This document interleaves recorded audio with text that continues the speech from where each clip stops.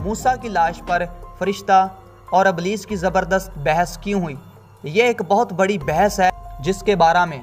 مفسرین آج بھی مختلف حوالہ جات کو سامنے رکھ کر لب کشائی کرتے ہیں، لیکن کتاب مقدس اس کے بارے میں ہمیں کیا آگاہی فراہم کرتی ہے؟ اس حیرت انگیز اور دلچسپ حقائق کے بارے میں یہودا کا خط جو کہ ایک باب پر مشتمل ہے اور اس کی 8ویں اور 9ویں آیت میں اس بات کا ذکر ہے کہ موسیٰ کی لاش پر ایک زبردست بحث وجود کے اندر آئی۔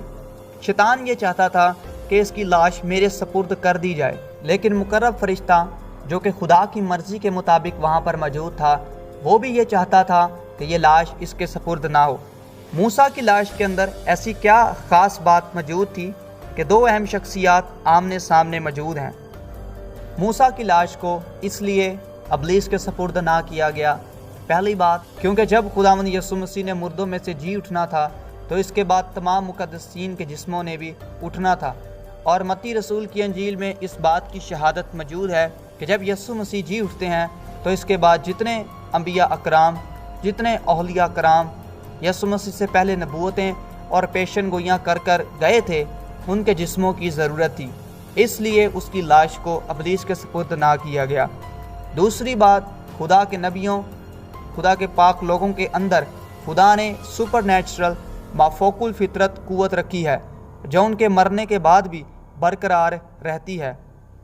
سلاطین کی کتاب میں جب الیشا کی وفات واقع ہوئی تو کچھ جتھے ان کے ملکوں میں گھس آئے اور قبریں نہ ہونے کی وجہ سے ایک آدمی کی لاش الیشا کی قبر کے اندر ڈالی گئی، اور جیسے ہی اس کی ہڈیاں الیشا کی ہڈیوں کے ساتھ ٹکرائیں وہ جی اٹھا۔ تو مرنے کے بعد بھی ہیلنگ پروسیس، سپر نیچرل طاقت خدا کے بندوں کے پاس موجود ہوتی ہے، شیطان اس کا مس یوز کر سکتا تھا۔ تیسری بات، شیطان یہ سمجھتا تھا کہ اس آدمی نے گستاخی کی ہے، خدا اس کی روح کو تو رکھ سکتا ہے لیکن جسم مجھے چاہیے، کیونکہ جناب موسیٰ نے احکام عشرہ کو توڑ ڈالا تھا، اس لیے شیطان یہ سمجھتا تھا کہ خدا کو اس کی لاش رکھنا زیبا نہیں کیونکہ یہ گنہگار آدمی ہے۔ چوتھی اور اہم بات،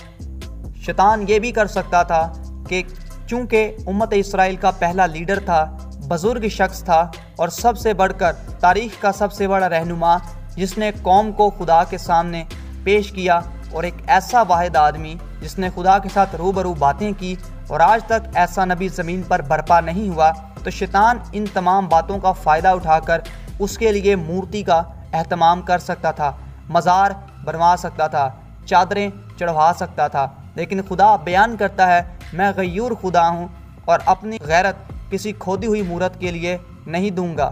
میں خداوند تمہارا خدا ہوں، تم مجھے سجدہ کرنا اور میرے حضور غیر معبودوں کو نہ ماننا۔ اور 12 بار اگلی کتب کے اندر جب خداوند کے لوگ خدا سے دور ہوئے تو انہوں نے بالیم، بل اور استرات کے نام سے مختلف طرح کے مذبے بنائے، ان کی پرستش کی، تو یہ ان کے لیے ایک بڑا ہی اہم نشان تھا کہ ہم خدا کے بندے کی پیروی کریں، تو اس لیے خدا نے اس کی لاش کو اس کے سپرد نہ کیا۔